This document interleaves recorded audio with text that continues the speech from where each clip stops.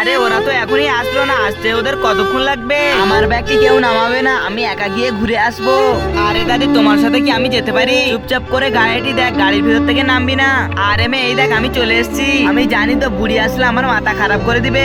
হ্যাঁ হ্যাঁ, তুমি ঠিকই বলেছো, গাড়ির ভিতরে অনেক তো গরম হচ্ছে, চলো আমরা একটু বাইরে গিয়ে বসি।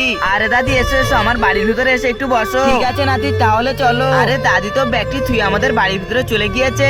বাহ, বাইরে খুব তো ঠান্ডা, চলো আমরা ওই গাছের নিচেই গিয়ে বসি। এই তো সবাই চলে গিয়েছে, এখন এই তো আমার সুযোগ হয়ে গেছে, এখন গাড়ির ভিতর থেকে ব্যাগটা বার করে নিতে হবে আমাকে।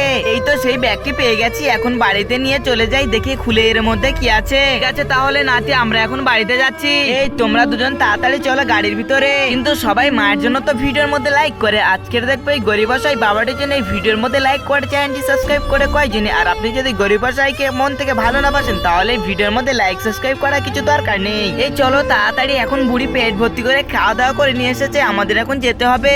আরে এই দেখো, ব্যাগটি তো এখানে নেই। আরে কামিনা, ব্যাগটি তুমি চুরি করে নিয়েছো, আমি তো এটি জানি। আরে দাদিমা, কামিনা কেন ব্যাগটি চুরি করবে? কার্ডটি আমি লক করতে ভুলে গিয়েছি, ওই জন্য কারের ভেতরে ব্যাগটি কিনে চলে